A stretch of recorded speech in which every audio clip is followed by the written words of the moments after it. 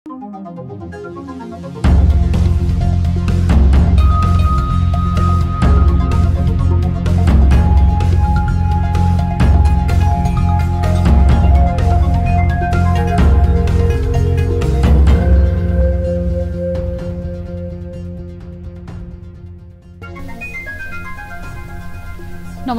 यो news 24 television prime time न्यूजमा स्वागत छ।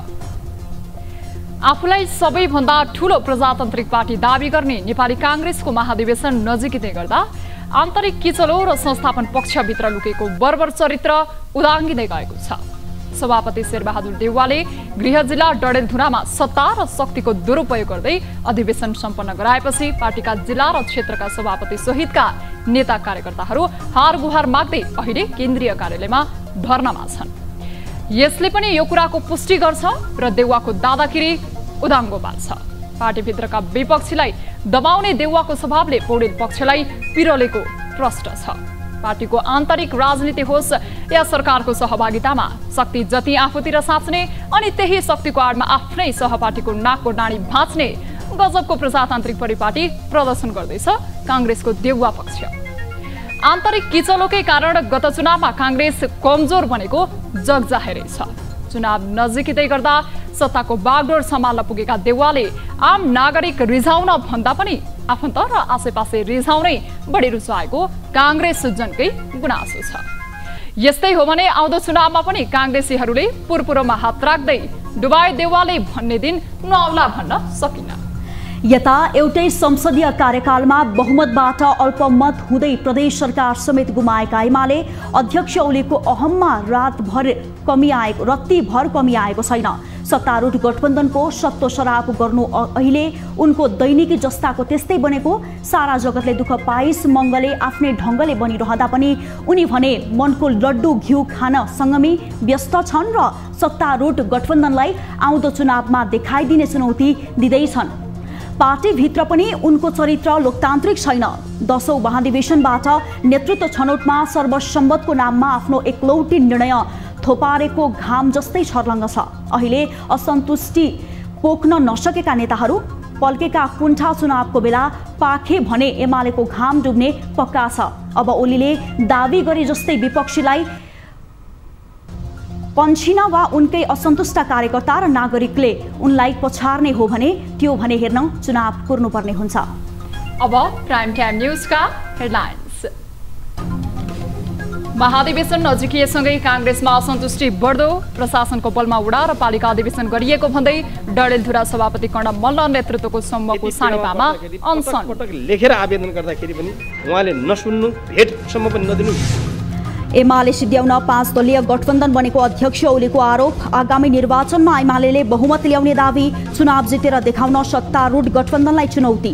नेकपाको झन्डै 2/3 थियो, देखि नसकेर त्यसलाई चोइटे।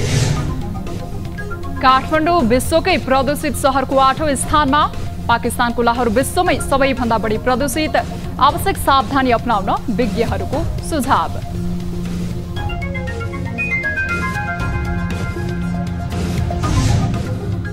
कोरोना विरुद्ध खोप अभियानसँगै बुस्टर डोजका लागि पनि प्रक्रिया थाल्न विज्ञहरूको सुझाव। पूर्ण खोप लगाएका वर्ग समेत संक्रमणको जोखिममा। हाम्रो देशमा पनि विश्लेषण गर्न चाहिँ जरुरी छ। त्यसको आधारमा अनि बुस्टर डोज लाउने नलाउने। र ए डिभिजनमा 3 स्टारको विजयी सुरुवात, च्यासल 3-0 गोलले पराजित, सङ्कटा र हिमालयन शेर्पा बराबरीमा रोकिए।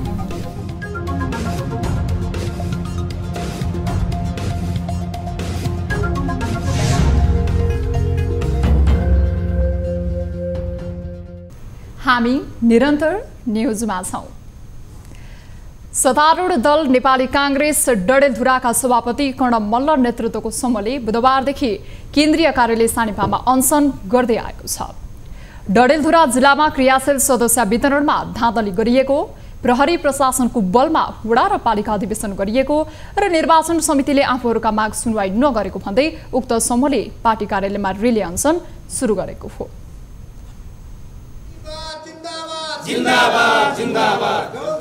यहाँ डडेलधुराका नेपाली कांग्रेसका नेता तथा कार्यकर्ताहरू विगत 4 दिनदेखि रिले अनसनमा बसिरहनु भएको छ डडेलधुरा जिल्लामा गरिएको ओडा अधिवेशन र पालिका अधिवेशनमा व्यापक अनियमितता भएको उहाँहरूको आरोप छ। राणाको शिर 3हरूले राज गर्दाखेरि पनि पञ्चायतमा शिर 5हरूले शासन गर्दाखेरि पनि कुनै पनि नेपाली नागरिकले आफ्ना पीडाका बारेमा तत्कालीन शिर 3 र शिर 5हरूका दरबारमा लिखित रूपमा बिन्ती पत्र हाल्यो भने त्यसको समस्या समाधान हुन्थ्यो। नभए भने त्यसको बारेमा कुनै न कुनै किसिमको चाहिँ रेस्पोन्स चाहिँ हुन्थ्यो भन्ने कुराहरू हामीले सुन्दै आएका थियौँ। तर दुर्भाग्य आज म पार्टीको जिल्ला सभापति लगायत पार्टीका आधाभन्दा बढ्ता कार्यकर्ताहरू जिल्लाका यति पीडामा पर्दाखेरि पटक पटक लेखेर आवेदन गर्दाखेरि पनि उहाँले नसुन्नु, भेटसम्म पनि नदिनु, योभन्दा ठुलो तानाशाह प्रवृत्ति के हुनसक्छ? बिहान 8देखि 8 बजेदेखि साँझ 5 बजेसम्म तिनी बसे, हामी गएर अन्यत्र ठाउँमा बस्यौँ। मार्ने हुन् कि भन्ने डरले, जो कि हामीले 30 वर्षसम्म अथवा 6 चुनावमा हामीले हाम्रो श्रद्धेय नेता शेरबहादुर देउवालाई हामी गएर पूजनीय मानेर गएको, अहिले हामीले कांग्रेस भएर जङ्गल लुक्नु पर्यो।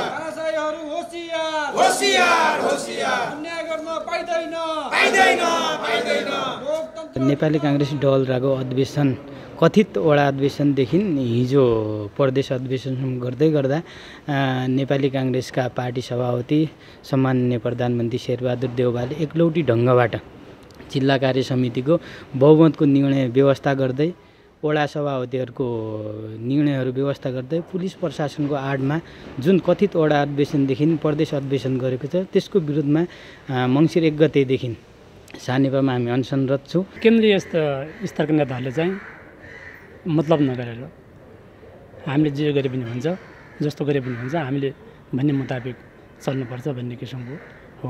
पार्टीको विधानलाई टेकेको छैन, विधान एकातिर छ, यिनीहरूको कार्यशैली अर्कोतिर छ।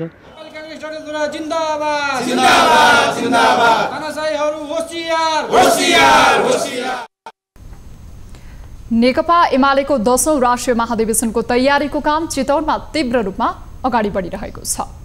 महाधिवेशनमा आउने पाहुना, प्रतिनिधि, पर्यवेक्षकलाई स्वागत गर्न स्वागतद्वार निर्माण, मञ्च व्यवस्थापनको काम तथा बन्द सत्र हुने स्थान तयारी भइरहेको छ। यही मङ्सिर 10 देखि 12 गतेसम्म चितवनमा नेकपा एमालेको 10औं राष्ट्रिय महाधिवेशन हुँदैछ। महाधिवेशनका लागि जिल्लामा स्वागतद्वार निर्माण, उद्घाटन हुने मञ्च व्यवस्थापन लगायतका कामहरू तीव्र रूपमा अगाडि बढिरहेका छन्। नारायणी किनारमा मञ्च व्यवस्थापनको लागि काम धमाधम भइरहेको छ। यहाँ मैदान सम्म्याउने लगायतका काम अगाडि बढेका छन्। प्रतिनिधिहरूको आवासको लागि सौराहामा होटल व्यवसायीसँग होटलका रुमहरू सम्झौता भइसकेका छन्। बन्द सत्र हुने सौराहाको होटल 7 स्टार परिसरमा बन्द सत्रका लागि हल निर्माण लगायतका काम पनि चल्दैछन्। हामीले यहाँ प्रचार प्रसारको कामलाई व्यवस्थित गर्नका लागि छुट्टै सचिवालय गरेर नारायणी किनार नजिकै हामीले कार्यालय स्थापना गरेर सूचना प्रवाहलाई व्यवस्थित बनाएका छौँ। महाधिवेशनका लागि नारायणी नदी किनारमा 4 तहको मञ्च निर्माण हुँदैछ। नारायणी नदीमा आएको बाढीले बिगारेको बगरलाई सम्याउने काम पनि भइरहेको छ। नदी किनार सम्याएपछि मञ्च निर्माणको काम सुरु हुनेछ। यहाँ हुँदैछ, यसको चाहिँ तयारी गर्दैछौँ। अब यहाँ यो गत वर्ष आएको त्यो बाढीले गर्दाखेरि क्षेत्र विशेष अवस्थामा रहेको थियो यो चौर, यसलाई चाहिँ हामीले सम्याउने काम बल्ल सुरु भएको छ र अब भोलिदेखि हामी यसलाई चाहिँ मञ्च बनाउने व्यवस्था गर्छौँ। र अहिले चाहिँ हामीले चाहिँ सबै गाडी घोडा यहाँ देख्नुभएको छ तपाईँहरूले, यहाँ 20-25 जना भोलिन्टियरहरू खटिरहेका छन् र सबैजना इन्जिनियरहरू लागिरहनु भएको छ र सबैजना हामी लागेर यहाँ तयारी गरिरहेका छौँ।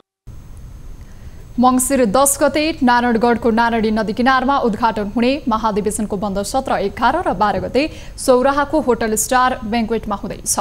एमाले महाधिवेशनले चितवनको आर्थिक, धार्मिक, सांस्कृतिक र पर्यटकीय क्षेत्रहरू चलायमान हुने विश्वास गरिएको छ। नेकपा एमालेका अध्यक्ष केपी शर्मा ओलीले फेरि पनि सत्तारूढ गठबन्धनमाथि प्रहार गरेका छन्। एमाले काठमाडौँ महानगर कमिटीद्वारा शनिबार काठमाडौँमा आयोजित कार्यक्रममा बोल्दै ओलीले एमाले सिद्ध्याउन 5 दलीय गठबन्धन बनेको भन्दै अन्य 10 दल आए पनि कुनै फरक नपर्ने बताउनु भएको छ। उहाँले एमालेलाई कसैको बैसाखी टेकेर हिँड्नुपर्ने अवस्था नरहेको भन्दै आगामी निर्वाचन एमाले एक्लैले बहुमत ल्याउने दाबी पनि गर्नु भएको छ। त्यस्तै उहाँले आगामी निर्वाचनमा सत्ता गठबन्धनका केही दल कांग्रेसको औँला नसमाती हिँड्नै नसक्ने तर्क गर्नु भएको छ। उहाँले संसदबाट प्रधानमन्त्री बन्नुपर्ने र हट्नुपर्ने भए पनि अन्त्यबाट प्रधानमन्त्री नियुक्त भएको तर्क गर्नुभयो। एमाले नेतृत्वको सरकारले मुलुकमा विकासको लहर ल्याएकै कारण सरकारबाट हटाइएको उहाँको भनाइ छ।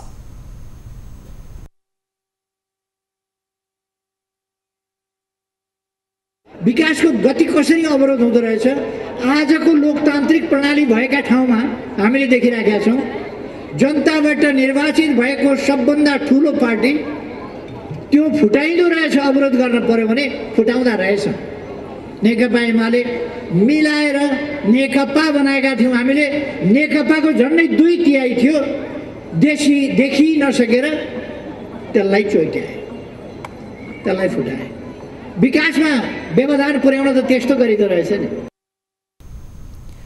ओलीले अहिले एमाले सफा भएको भन्दै सुदृढ एकताका साथ अगाडि बढ्ने उल्लेख गर्नुभयो। नेकपा माओवादी केन्द्रका अध्यक्ष पुष्पकमल दाहाल प्रचण्डले नेकपा एमालेका अध्यक्ष केपी शर्मा ओलीलाई मधेस विरोधीको संज्ञा दिनुभएको छ। रौतहटको कटहरियामा आयोजित आमसभालाई सम्बोधन गर्दै अध्यक्ष दाहालले अध्यक्ष ओलीकै कारण मधेसीहरू अधिकारबाट वञ्चित भएको आरोप लगाउनु भएको हो। उहाँले अध्यक्ष ओली मधेसको खलनायक भएको आरोप लगाउँदै ओलीले गर्दा नै संविधानमा मधेसको एजेन्डा स्थापित गर्न नसकिएको जिकिर गर्नुभएको छ। अन्तर्राष्ट्रिय फटाहारको पनि सेटिङ गरेर हाम्रो संविधान उल्ट्याउने, संघीयता उल्ट्याउने, गणतन्त्र उल्ट्याउने अनि यहाँ मधेसी आदिवासी दलित महिला मुस्लिमहरूले पाएको विशेषाधिकार या समानुपातिक अधिकार पनि उल्ट्याउने चेष्टा गरियो गत साल। रौतहट जिल्ला सदरमुकाम गोरमा गोर हत्याकाण्डमा माओवादी कार्यकर्ताले ज्यान गुमाएको स्मरण गर्दै उहाँले मधेसमा माओवादीलाई रोक्न 29 जनाको हत्या गरिएको आरोप लगाउनु भएको छ। यता शनिबार नै चितवनको भरतपुरमा आयोजित कार्यक्रममा प्रचण्डले सर्वपक्षीय छलफलपछि एमसीसी बारे ठोस धारणा बनाइने समेत बताउनु भएको छ। उहाँले विकास निर्माणका लागि वैदेशिक अनुदान आवश्यक रहेको भन्दै घुमाउरो पारामा एमसीसी नेपालकै हितमा रहेको संकेत गर्नुभयो। एमसीसीको बारेमा ओरिजिनल सहमति र पछिल्लो सहमतिको बीचमा जो अन्तर्विरोध देखा पर्यो त्यो कारणले समस्या देखिएको मात्रै हो। यसलाई हामी राष्ट्रिय सहमति गरेर राजनीतिक दलहरूको बीचमा पनि समझदारी बनाएर अनि पत्रकारहरूसँग पनि वरिष्ठ सम्पादकहरूसँग पनि विमर्श गरेर नागरिक आन्दोलन बुद्धिजीवीहरूसँग पनि छलफल गरेर एउटा समझदारीबाट निकास निकाल्ने हाम्रो कोसिस हुन्छ। फरक प्रसङ्गमा उहाँले नेकपा महासचिव नेत्रविक्रम चन्द विप्लवसँग सहकार्यका लागि छलफल भइरहेको बताउनु भएको छ।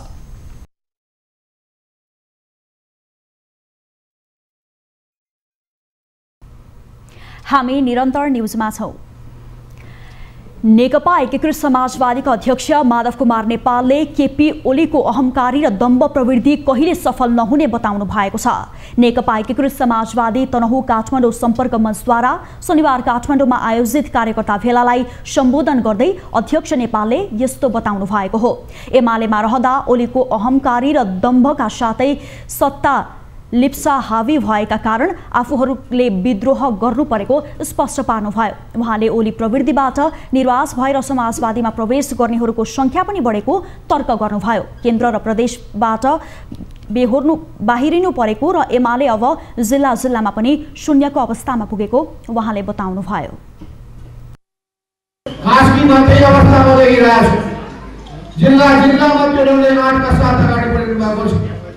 मलाई भन्दै हुनुहुन्थ्यो कि हामी बागलुङमा पनि मियाग्दीमा पनि पर्वतमा पनि हामी नयाँ ढङ्गले अगाडि बढ्ने समर्पण गर्दैछ।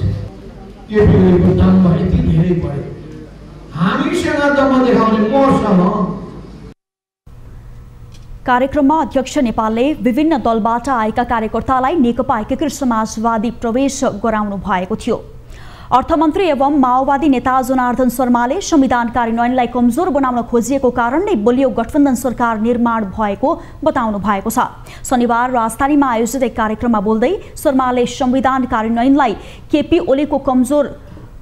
ओलीले कमजोर बनाएका कारण नै बलियो गठबन्धन सरकार निर्माण भएको बताउनु भएको हो। उहाँले मुलुकमा राजनीतिक स्थायित्व कायम गर्न र संविधानलाई सही ट्र्याकमा ल्याउन माओवादी र माओवादी अध्यक्ष प्रचण्डले नेतृत्वदायी भूमिका खेलेको जिकिर गर्नुभयो। शर्माले संघीय लोकतान्त्रिक गणतन्त्रको रक्षा, संविधानको कार्यान्वयन र मुलुकको समृद्धि नै गठबन्धनको साझा कार्यक्रम भएको बताउनुभयो। पार्टीगत वैचारिक तालमेल हो त होइन, आफ्ना विचार दृष्टिकोण छन्, तर एउटा साझा दृष्टिकोण छ। त्यो भनेको संघीय लोकतान्त्रिक गणतन्त्रको रक्षा, संविधानको कार्यान्वयन राष्ट्रको समृद्धिको बाटोमा अगाडि जाने यही हो साझा कार्यक्रम। यही साझा कार्यक्रममा आज गठबन्धन सरकार यो पनि तथ्य हो। यो तथ्यलाई पनि स्थापित गर्नुहोस्। यी तथ्यहरूलाई स्थापित गर्दै जाँदा सही र गलत स्वतः उजागर हुँदै जान्छ। मैले सही गरेँ कि गलत गरेँ त्यो कुरा स्वतः स्थापित हुन्छ। कार्यक्रममा मन्त्री शर्माले मुलुकमा भएको परिवर्तनलाई जोगाउनका लागि सकारात्मक भूमिका खेल्न सञ्चारकर्मीलाई आग्रह गर्नुभयो।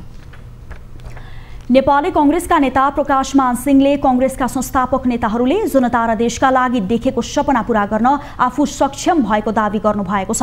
शनिबार काठमाडौँमा बानेश्वरको सेरोफेरो पुस्तकको विमोचन गर्दै नेता सिंहले संस्थापक नेताहरूले देखेको विकसित नेपालको सपनालाई पूरा गर्न आफू सक्षम भएको बताउनु भएको हो। उहाँले जनताका प्रतिनिधि भए पनि जस्तो सुकै अवस्थामा पनि फिट हुन सक्ने क्षमता हुनुपर्ने धारणा पनि राख्नुभयो। संविधान सभा र संविधान सभापछि आफूलाई जनताले निरन्तर चुनेर पछाएको भन्दै जनताको आशालाई निराशा हुन नदिने प्रतिबद्धता समेत उहाँले जनाउनुभयो। उहाँले देशका लागि केही गर्नुपर्छ भन्ने आत्मविश्वास आफूमा रहेको समेत जिकिर गर्नुभयो।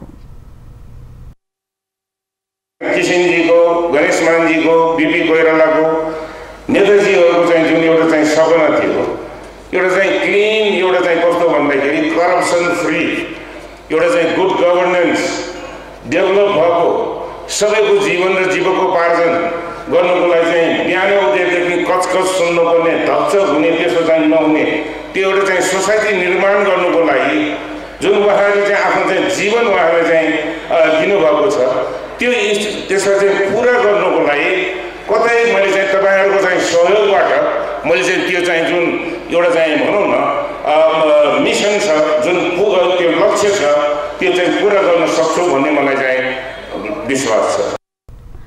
साथै नेता सिंहले बानेश्वरको पहिलो अवस्था थाहा पाउनका लागि बानेश्वरको सेरोफेरो पुस्तक पढ्नुपर्ने बताउनुभयो।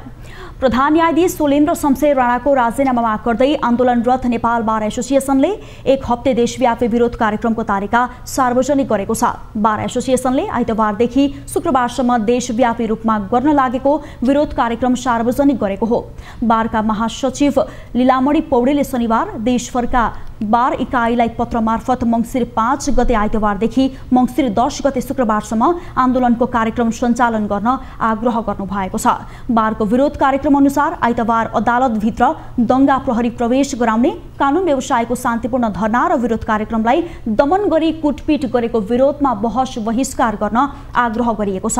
सोमबार देशभरका अदालतमा बिहान 10 देखि 12 बजेसम्म कालो पट्टी सहितको धरनालाई निरन्तरता दिने, संघीय संसदमा रहेका सबै राजनीतिक दलका संसदीय दललाई ज्ञापन पत्र बुझाउने लगायतका कार्यक्रम रहेको छ। त्यसैगरी मंगलबार हद म्याद गुज्रने अवस्थाको अन्तिम म्यादको बाहेक कुनै पनि अदालत र न्यायाधिकरणमा फिराद, प्रतिउत्तर, पुनरावेदन, रिट, लिखित जवाफ, बहस नोट केही पनि दर्ता नगर्ने बारले निर्णय गरेको छ। बुधबार उच्च अदालत र उच्च अदालतका इजलास सभा विरोध सभा आयोजना गर्न, बिहिबार र शुक्रबार सर्वोच्च अदालत केन्द्रित विरोध कार्यक्रमलाई निरन्तरता दिने कार्यक्रम सार्वजनिक गरिएको छ। बारले मङ्सिर 24, 25 र 26 गते पोखरामा गर्न लागेको राष्ट्रिय सम्मेलन पनि स्थगित गरेको छ।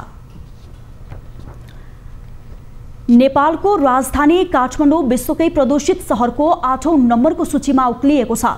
शनिबार बिहान काठमाडौँमा PM 2.5 को मात्रामा प्रति घण्टा 176 सम्म पुगेको प्रदूषण मापन गर्ने तथ्याङ्कमा उल्लेख छ। वायु प्रदूषण उच्च देखिएको भन्दै स्वास्थ्यविदले यसले स्वास्थ्यमा पर्ने असर कम गर्न विशेष ख्याल गर्नुपर्ने बताएका छन्।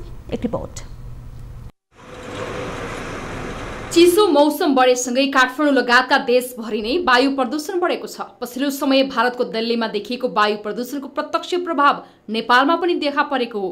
मौसम धुम्मिएका कारण पनि प्रदूषणको मात्रा बढ्न गएको छ। जाडोमा बिहान 8 देखि 10 बजेसम्म वायु प्रदूषण बढी हुने वातावरण विज्ञको भनाइ छ। विज्ञहरूका अनुसार जाडो मौसममा पानी नपर्ने र हावा नचल्ने भएकाले प्रदूषणको मात्रा अत्यधिक बढ्ने गरेको हो। चिसो मौसममा झन् धेरै प्रदूषणका स्रोतहरू थप्ने गर्छौँ।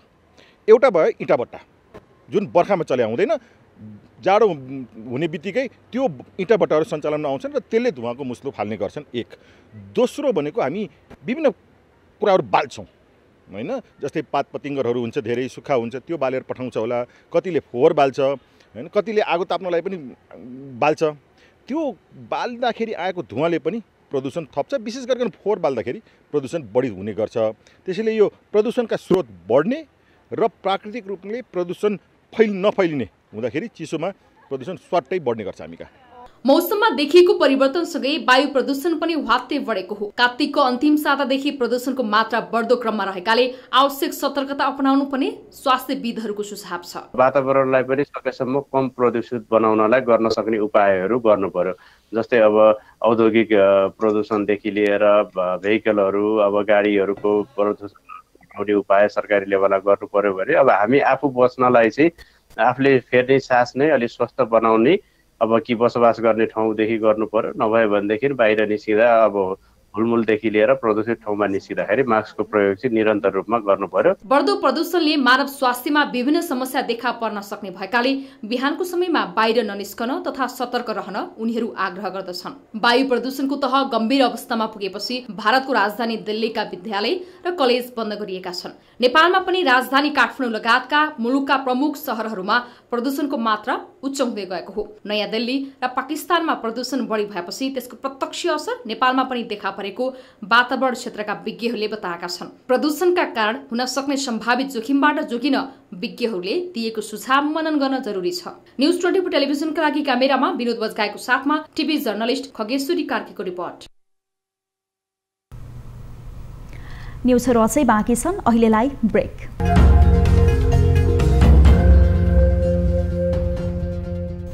हामी निरन्तर न्यूजमा छौं। कोरोना महामारीबाट अति प्रभावित अधिकांश देशहरूले बुस्टर डोजको अभियान चलाइसकेका छन्। शरीरभित्र बन्ने एन्टिबडी 6 महिनादेखि वर्ष दिनसम्म रहने भएकोले कोभिड विरुद्ध पूर्ण खोप लगाएकालाई बुस्टर डोज आवश्यक मानिन्छ। कोरोनाको कहर झेलेको नेपालमा पनि बुस्टर डोजको आवश्यकता रहेको विज्ञहरू बताउँछन्। तर नेपालमा सरकारी तर्फबाट बुस्टर डोजको पहल त के बहस पनि भएको छैन। एक रिपोर्ट। विश्वका धेरै स्वास्थ्य अनुसन्धानले कोरोना विरुद्धको पूर्ण डोज खोप लगाएको 6 महिनादेखि 1 वर्षभित्रमा त्यसको प्रभावकारिता कम हुँदै गएको देखाएको छ। कोरोनाको पूर्ण खोप लगाइसकेपछि शरीरभित्र बन्ने एन्टिबडी 6 महिनादेखि वर्ष दिनसम्म रहने अध्ययनबाट खुलेको छ। त्यसैले कोभिड विरुद्धको पूर्ण खोप लगाएकाहरूलाई बुस्टर डोज आवश्यक हुने भन्दै विश्वका विभिन्न देशहरूले बुस्टर डोजको अभियान नै चलाएका छन्। तर नेपालमा कोभिड विरुद्धको खोप लगाउन सुरु भएको 10 महिनाभन्दा बढी भइसक्दा पनि बुस्टर डोजको कुनै चर्चा नै छैन।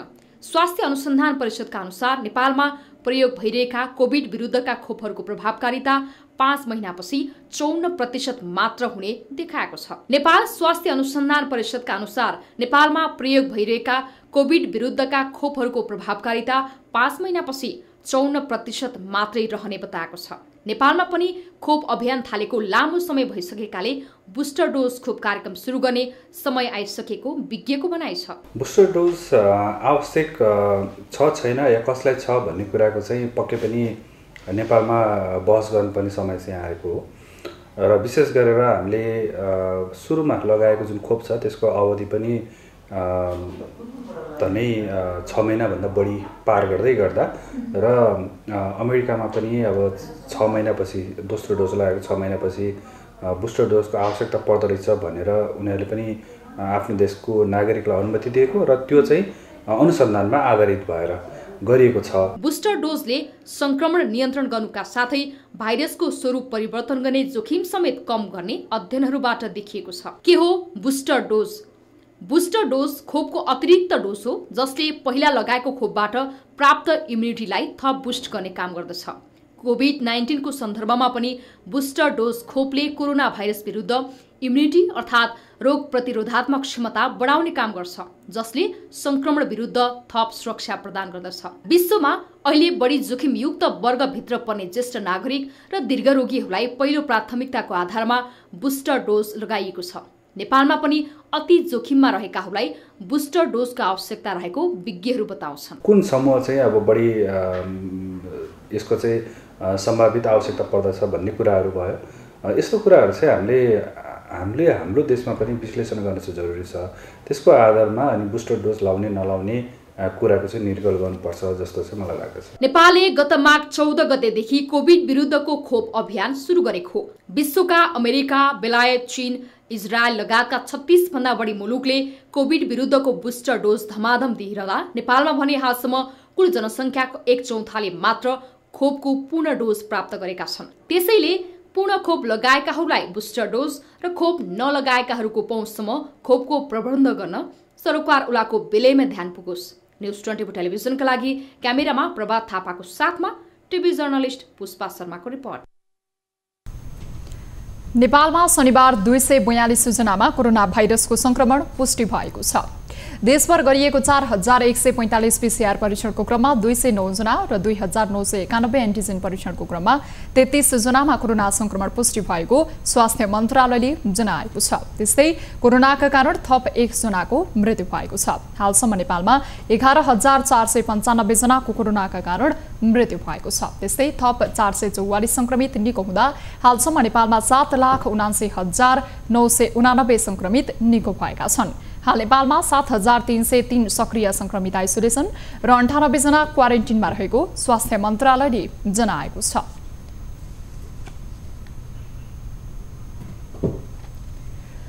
विनाशकारी भूकम्पबाट क्षति पुगेको स्वयम्भू स्थित ज्ञानमाला भजन खलको सतह पुनर्निर्माण सम्पन्न गरी उद्घाटन गरिएको छ। शनिबार स्वयम्भूमा आयोजित एक कार्यक्रमका बीच राष्ट्रपति विद्यादेवी भण्डारीले उक्त भजन खलको सतह उद्घाटन गर्नुभएको हो। विक्रम सम्वत 1994 मा निर्माण गरिएको उक्त सतहमा स्थापना कालदेखि नै भजन कीर्तन हुँदै आएको छ। कार्यक्रममा राष्ट्रपति भण्डारीले ज्ञानमाला भजन खलले ऐतिहासिक विरासत बोकेको र त्यसले समाजलाई जागृत गर्दै आएको बताउनु भएको छ। राष्ट्रपति भण्डारीले प्रकृति र संस्कृति एकअर्काका परिपूरक भएको उल्लेख पनि गर्नुभयो। जनताको आस्थाको रूपमा रहेका मौलिक सांस्कृतिक धरोहरको सम्वर्धन गर्न र त्यस वरपरका प्राकृतिक सम्पदाको संरक्षण गरी पर्यावरण सन्तुलन कायम राख्न आवश्यक रहेको उहाँको भनाइ छ। राष्ट्रपति भण्डारीले आर्थिक उत्पादकत्वमा वृद्धि गर्दै मुलुकको व्यापार घाटा घटाउनु पर्ने धारणा पनि राख्नुभयो। उहाँले नेपालमा उत्पादित विद्युतको उपयोगका लागि विद्युतीय सवारीलाई प्राथमिकता दिनुपर्ने र औद्योगिक क्षेत्र स्थापनामा जोड दिनुपर्ने उल्लेख गर्नुभयो।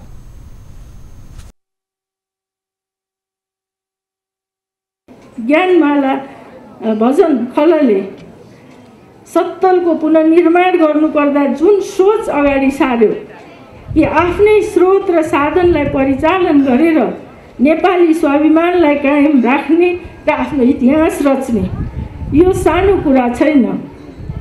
यो जुन सोच यहाँ प्रकट भएको छ, यो हामीले राष्ट्रिय रूपमा नै यो सोचलाई अगाडि बढाउनु पर्ने आवश्यकता छ।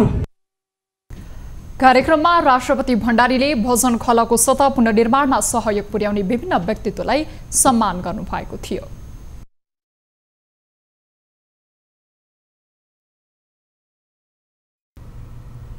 हामी निरन्तर न्युजमा छौं।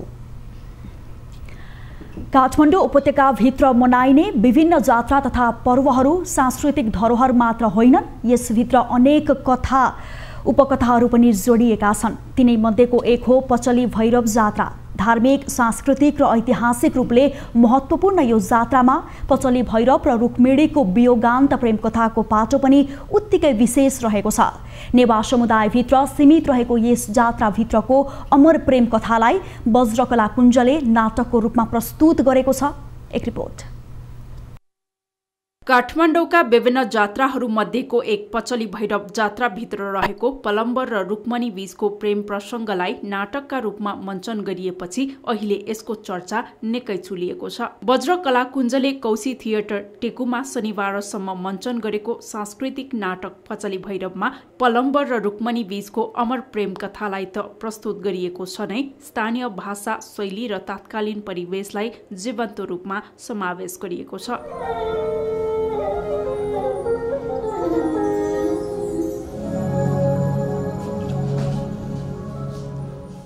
पचली भैरवको स्थापना र 12 वर्षे जात्रामा देखाइने कथाहरू समावेश गरी नाटक तयार पारिएको हो। किम्बदन्ती अनुसार किराती राजा पलम्बर पञ्चलिङ्गेश्वर बागमती विष्णुमती डोबानमा साधना गरिरहेका बेला उनीसँग स्थानीय नेवार समुदायकी छोरी रुक्मणीसँग भेट हुन्छ। उनीहरू बीच प्रेम बढ्दै जान्छ, तर उनीहरूको प्रेम वियोग हुन पुग्छ। त्यसपछि उनीहरू पचली भैरवको 12 वर्षे मेलामा संयोगले भेट भएको किम्बदन्ती पचली भैरव जात्रासँग जोडिएको छ। यसैलाई नाटकको मूल विषय बनाइएको छ। अनि पचली भैरवको जुन देवी सत्व उहाँ त तन्त्र विद्या अष्टसिद्धि आव इत्यादिले प्रवीण भएको कारणले उसको माध्यमबाट जुन हाम्रो नेवार सुन्दरी ऊ पनि देवीत्व देवशक्ति भएर नै अझिमा बनियो। अहिलेसम्म पनि तपाईँ हरेक वर्ष यहाँ चाहिँ नि हाम्रो जात्रा पर्व जनआस्था मनाउने सबैहरू भोज कुवानदेखि लिएर पूजापाठ हुन्थ्यो र हरेक 12 वर्षमा यहाँ खड्गसिद्धि नाच हुन्छ। नाटकले पचली भैरवसँगको वियोगपछि पति बिनाको जीवन बिताउने क्रममा रुक्मणीले भोगेको सामाजिक तिरस्कार र नारी जीवनका अनेक सङ्घर्षलाई निकै सजीवताका साथ प्रस्तुत गरेको छ। नाटक अगाडि बढ्दै जाँदा पलम्बर आफ्नै प्रेमिका र छोरालाई स्वीकार्न नसक्ने बाध्यात्मक परिस्थितिको सामना गर्छन्। रुक्मणी समाजको अपहेलना र तिरस्कारको सामना गरिरहन्छन्, तर उनी पलम्बरको प्रेममा यति डुबेकी हुन्छन् कि आफ्ना पति राजा पलम्बरलाई पचली भैरवका रूपमा पुज्न भने छाड्दिनन्। नाटकले सयौं वर्ष पुरानो नेपाली समाजको यथास्थितिलाई चित्रण मात्र गर्दैन, नेपाली नारीको अवस्था अहिले पनि करिब करिब उस्तै छ भन्ने सन्देश पनि प्रवाह गरेको छ। जात्रा र नेवार समुदायमा मात्र सीमित रही प्रसङ्गलाई नाटकको रूप दिई आफ्नो कला संस्कृतिमा झुकाव हुनका लागि पनि यस्ता सांस्कृतिक पक्षको ज्ञान हुनु आवश्यक रहेको कलाकार सुदिन मुनिकारको ठम्याइ छ। त्यो संस्कृति पछाडि लुकेको जस्तै कथाहरूलाई हामीले बुझ्यो भने मात्र त्यो सभ्यताको बारे हामी बुझ्न सक्छौँ, त्यसको मर्महरू, त्यसको दर्शनहरू बुझ्न सक्छौँ। त्यसको सभ्यताको त्यो दर्शन र मर्म बुझेपछि त्यसबाट सृजना भएको, त्यसबाट निरन्तर भइरहेको चाहिँ संस्कृतिलाई हामीले अपनाउत गर्न सक्छौँ र त्यसपछि चाहिँ हाम्रो चाहिँ जीवन जुन त्यो संस्कृतिले हाम्रो चलाइरहेको जीवनलाई चाहिँ हामीले अझ सहज ढङ्गबाट एउटा चाहिँ त्यसको दर्शनलाई चाहिँ ग्रहण गरेर चाहिँ अघि बढ्न सक्छौँ भन्ने चाहिँ हामी विश्वास दिन्छौँ। नाटकको मुख्य उद्देश्य नेपालको कला संस्कृति तथा मौलिक परम्पराको संरक्षण र सम्वर्धन गर्नु रहेको वज्र कला कुञ्जको भनाइ छ। चन्द्रमान मुनिकारको निर्देशन र इङ्गी होपो कोइट सुनुवारको नाट्य तथा सह निर्देशनमा निर्माण भएको यो नाटकमा सुदनमान मुनिकार, सृष्टिना मुनिकार, अनिशा श्रेष्ठ, नानुमैया महर्जन लगायत कलाकारहरूले अभिनय गरेका छन्। क्यामेरामा सुनिल गुरुङका साथ टिभी जर्नलिस्ट अनुला महर्जनको रिपोर्ट। अर्थमन्त्री जनार्दन शर्माले अबको कार्यदिशा उत्पादनमा आधारित रहेर सामुदायिक पुँजी निर्माण रहेको बताउनु भएको छ। शनिबार काठमाडौँमा आयोजित एक कार्यक्रममा बोल्दै शर्माले सामुदायिक पुँजीलाई बलियो बनाउनु पर्ने र सामुदायिक पुँजी निर्माणले नै समाजवादको आधार तयार गर्नुपर्ने बताउनु भएको हो। मन्त्री शर्माले उत्पादनका साधन र स्रोतमाथि समुदायको स्वामित्व हुनुपर्नेमा जोड दिनुभयो। मन्त्री शर्माले सामुदायिक पुँजी निर्माणमा व्यक्तिगत प्रतिस्पर्धालाई समेत स्थान दिनुपर्ने धारणा राख्नुभयो। समूहमा काम गर्ने संस्कारको विकास गर्दै व्यक्तिगत प्रतिस्पर्धालाई समेत सँगै अगाडि बढाउनु पर्ने उहाँले बताउनु भएको हो। विभिन्न अपारदर्शिताहरू छन्, विभेदहरू छन्, राज्यमा आज पनि भ्रष्टाचार छ। यी सबै कुसंस्कृति, गलत संस्कार, गलत प्रवृत्तिहरूका विरुद्ध हामीले सामाजिक सांस्कृतिक रूपान्तरण अभियान पनि हामी सँगसँगै चलाएर जानु आवश्यक छ। पछिल्लो समय चुनाव प्रणाली खर्चिलो भएको भन्दै मन्त्री शर्माले माओवादीले पुनः पूर्ण समानुपातिक निर्वाचन प्रणालीको मुद्दालाई अघि सार्नुपर्ने धारणा समेत राख्नुभयो। अब बिजनेस न्यूज।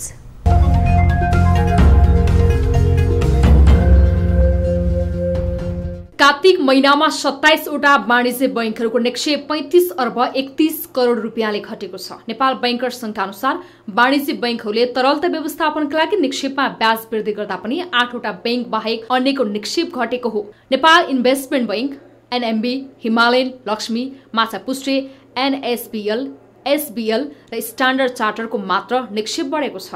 जसमध्ये सबैभन्दा बढी निक्षेप हिमालयन बैंकको बढेको छ भने एनआईसीको घटेको छ। यता कर्जाको माग 7 वटा बैंकमा घटेको र 20 वटा बैंकमा बढेको संयोजनाको छ। कर्जाको माग राष्ट्रिय वाणिज्य बैंकको सबैभन्दा बढी घटेको छ भने हिमालयन बैंकको सबैभन्दा बढी बढेको छ। वाणिज्य बैंकहरूमा हाल कुल निक्षेप 42 खर्ब 33 अर्ब 34 करोड रुपियाँ छ। त्यस्तै कुल कर्जा 40 खर्ब 34 अर्ब 34 करोड रहेको छ। तरलता अभावले अधिकांश बैंकहरूले निक्षेपको ब्याज दर बढाए पनि निक्षेप संकलन भने सोही अनुसार हुन सकेको छैन। विराटनगर भन्सार कार्यालयले चालू आर्थिक वर्ष 2078-79 को कार्तिक महिनामा लक्ष्यको करिब 84% मात्रै राजस्व संकलन गरेको छ। विराटनगर भन्सार कार्यालयलाई कार्तिक महिनाका लागि 4 अर्ब 23 करोड 23 लाख रुपियाँ लक्ष्य तोकिएकोमा 3 अर्ब 56 करोड 5 लाख रुपियाँ भन्सार राजस्व संकलन भएको जनाइएको हो। विराटनगर भन्सार कार्यालयले चालू आर्थिक वर्षका लागि पहिलो 4 महिनामा कुनै पनि महिनामा तोकिएको लक्ष्य पूरा गर्न सकेको छैन। विराटनगर भन्सार कार्यालयले चालू आर्थिक वर्षको साउनमा करिब 97%, भाद्रमा 93% र असोज महिनामा करिब 93% राजस्व संकलन गरेको थियो। भन्सार कार्यालयले चालू आर्थिक वर्ष 2078-79 का लागि 49 अर्ब 65 करोड 95 लाख रुपियाँ लक्ष्य तोकिएको छ।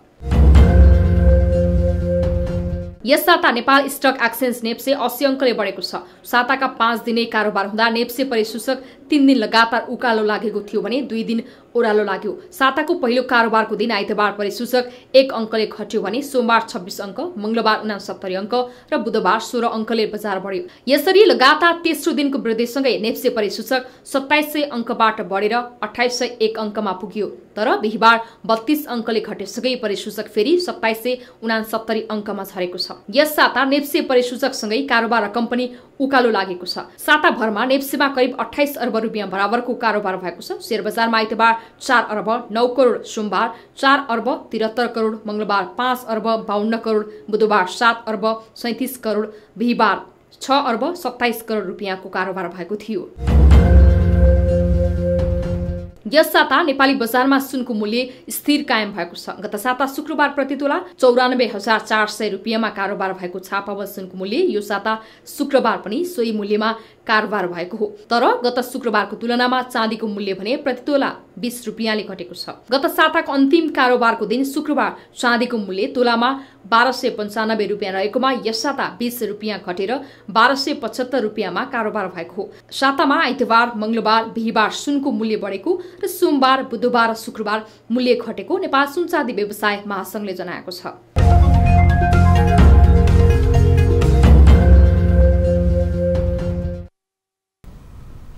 न्युजहरू अझै बाँकी छन्, अहिलेलाई ब्रेक।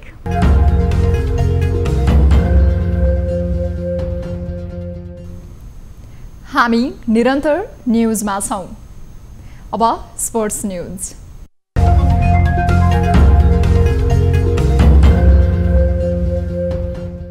ललितपुरको 3 स्टार क्लबले शहीद स्मारक डिभिजन लिग फुटबलमा विजयी सुरुवात गरेको छ। त्रिपुरेश्वर स्थित दशरथ रङ्गशालामा शनिबार छिमेकी क्लब च्यासल युथ क्लबलाई 3-0 गोल अन्तरले पराजित गर्दै 3 स्टारले शानदार सुरुवात गरेको हो। 3 स्टारको जितमा निशान खड्का, राफायल विडियास, रिम र अनन्त तामाङले 1-1 गोल गरे। जितसँगै 3 स्टारले पहिलो खेलमै महत्त्वपूर्ण 3 अङ्क जोडेको छ। 3 स्टार तालिकाको शीर्ष स्थानमा रहेको छ। च्यासलले भने हारबाट सिजनको सुरुवात गरेको छ। खेलको म्यान अफ द म्याच 3 स्टारका निशान खड्का चुनिए। यसअघि शनिबार नै भएको पहिलो खेलमा सङ्कटा क्लबले हिमालयन शेर्पा क्लबसँग बराबरी खेल्दै अङ्क बाँडेको छ। त्रिपुरेश्वर स्थित दशरथ रङ्गशालामा शनिबार भएको खेलमा सङ्कटाले हिमालयनसँग 1-1 गोलको बराबरी खेलेको हो। खेलको पहिलो हाफमा दुवै टोलीले गोल गर्न सकेनन्, तर खेलको 60औं मिनेटमा लक्ष्मण रुचालले गोल गर्दै सङ्कटालाई सुरुवाती अग्रता दिलाएका थिए। खेलको 64औं मिनेटमा त्रिदेव गुरुङले गोल गर्दै हिमालयनलाई 1-1 गोलको बराबरीमा ल्याए र दुवै टिमले अङ्क बाँडे। खेलमा सङ्कटाका Laxman Ruchal man of the match चुनिए। लिग अन्तर्गत आइतबार 2 खेलहरू हुनेछन्। पहिलो खेलमा बिग्रेड बोइज क्लबले एफएफ फुटबल क्लबसँग प्रतिस्पर्धा गर्नेछ भने दोस्रो खेलमा मनाङ मर्स्याङदी क्लबले जावला खेल युथ क्लबसँग प्रतिस्पर्धा गर्नेछ। 7औं नेपालगञ्ज म्याराथनको उपाधि सशस्त्र प्रहरी बल एफएफका किरण सिंह बोगटीले जितेका छन्। बोगटीले 2 घण्टा 29 मिनेट 41 सेकेन्डमा नेपालगञ्ज म्याराथन पूरा गरेका हुन्। जितको क्रममा बोगटीले नेपाली सेनाका नरेन्द्र रावललाई पछि पारेका थिए। दोस्रो भएका रावलले 2 घण्टा 33 मिनेट 28 सेकेन्डमा म्याराथन पूरा गरे। एफएफका सन्तोष विष्टले 2 घण्टा 33 मिनेट 34 सेकेन्डमा दौड पूरा गर्दै तेस्रो भएका हुन्। म्याराथनको उपाधि जितेका बोगटीले 1 लाख रुपैयाँ पुरस्कार पाएका छन्। द्वितीय भएका रावलले 50,000, तृतीय भएका विष्टले 25,000 प्राप्त गरे। त्यसैगरी हाफ म्याराथनमा धादिङकी सन्तोष श्रेष्ठले बाजी मारे। एफएफकी पुष्पा भण्डारीलाई पछि पार्दै श्रेष्ठले हाफ म्याराथनको उपाधि जितेकी हुन्। साखी गोल्ड मेडलिस्ट श्रेष्ठले हाफ म्याराथन 1 घण्टा 18 मिनेट 48 45 सेकेन्डमा पूरा गरिन्। एफएफकी भण्डारीले 1 घण्टा 19 मिनेट 18 सेकेन्डमा दौड पूरा गरेकी हुन्। हाफ म्याराथनमा बिन्दु हमाल तृतीय, सरस्वती बोहरा चौथो, साधना शाही पाँचौं, कल्पना थारू छैठौं र चन्द्रमाया रावत सातौं भएका छन्। हाफ म्याराथन विजेता श्रेष्ठले 51,000 रुपैयाँ पाए। 5 किलोमिटर ओपन महिलामा राजपुरा पछाई प्रथम, फुलमती राणा द्वितीय र वन्दना बुढा तृतीय भएका हुन्। उनीहरूले क्रमशः 15,000, 10,000 र 7,000 रुपैयाँ पुरस्कार पाए। व्हीलचेयरमा महेश चौधरी प्रथम, यज्ञबहादुर खत्री द्वितीय र चन्द्रबहादुर कामी तृतीय भएका छन्। उनीहरूले 7,000, 5,000 र 3,000 रुपैयाँ पुरस्कार पाएका छन्। शेरबहादुर खड्का स्मृति प्रतिष्ठानले नेपाली राष्ट्रिय महिला भलिबल टोलीकी कप्तान अरुणा शाहीलाई शेरबहादुर खड्का स्पेशल अवार्ड 2077बाट सम्मान गरेको छ। शनिबार काठमाडौँमा आयोजित कार्यक्रममा प्रतिष्ठानले अरुणालाई नगद 50,000 र ट्रफी सहित गिफ्ट ह्याम्पर प्रदान गरी सम्मान गरेको हो। अरुणाको कप्तानीमा नेपालले बङ्गलादेशको ढाकामा भएको प्रथम बङ्गमता एसियन सिनियर महिला सेन्ट्रल जोन भलिबलमा स्वर्ण जितेको थियो। त्यसैगरी नेपालमै भएको 13औं दक्षिण एसियाली खेलकुद सागमा रजत पदक हात पारेको थियो। कार्यक्रममा अरुणाले नेपालको भलिबललाई उचाइमा पुर्याउन हरसम्भव प्रयास गर्ने बताइन्। मलाई यो आज यो सम्मान पाउनमा सम्पूर्ण टिम, मेरो टिम, आदरणीय गुरुहरू र नेपाल भलिबल सङ्घ लगायत सम्पूर्ण भलिबललाई माया गर्ने, इन्डाइरेक्टली डाइरेक्टली रूपमा माया गर्नुहुने सम्पूर्ण खेलप्रेमीजीहरू, स्पोन्सरहरू सम्पूर्णलाई एकदमै हृदयदेखि धन्यवाद दिन चाहन्छु। प्रतिष्ठानका अध्यक्ष रञ्जन खड्काले खेलकुदका साथै सामाजिक क्षेत्रमा पनि प्रतिष्ठानले कार्य गर्दै आइरहेको बताउँदै आगामी दिनमा पनि यसलाई निरन्तरता दिने प्रतिबद्धता जनाए। त्यस्तै प्रतिष्ठानले महिला राष्ट्रिय भलिबल टोली र न्यू डायमन्ड स्पोर्ट्स क्लबलाई खेल पोसाक पनि प्रदान गरेको थियो।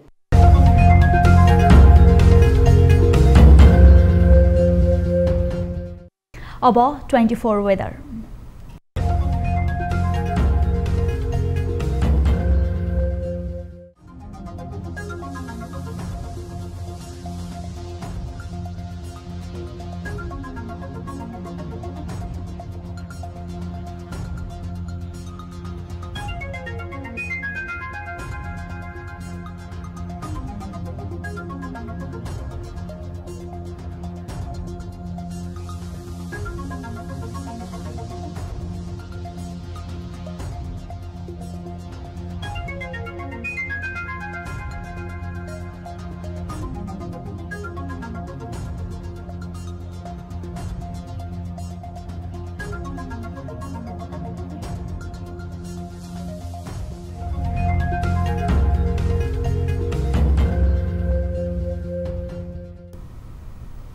अब प्राइम टाइम न्यूज सकिनु अघि अहिलेसम्मका हेडलाइन्स पुनः एकपटक।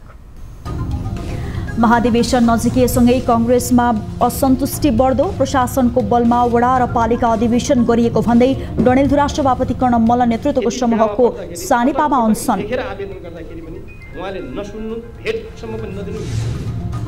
एमाले सिध्याउन 5 दलीय गठबन्धन बनेको अध्यक्ष ओलीको आरोप। आगामी निर्वाचनमा एमाले बहुमत ल्याउने दाबी। चुनाव जितेर देखाउन सत्तारूढ गठबन्धनलाई चुनौती।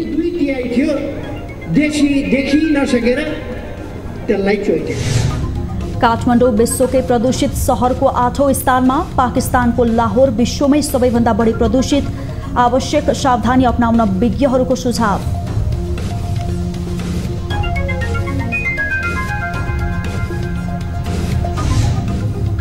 कोरोना विरुद्धको खोप अभियानसँगै बुस्टर डोजका लागि पनि प्रक्रिया थाल्न विज्ञहरूको सुझाव। पूर्ण खोप लगाएका वर्ग समेत संक्रमणको जोखिममा। हाम्रो देशमा पनि विश्लेषण गर्न चाहिँ जरुरी छ। त्यसको आधारमा अनि बुस्टर डोज लाउने नलाउने। र ए डिभिजनमा 3 स्टारको विजय सुरुवात। च्यासल 3-0 गोलले पराजित। सङ्कटा र हिमालयन शेर्पा बराबरीमा रोकिए।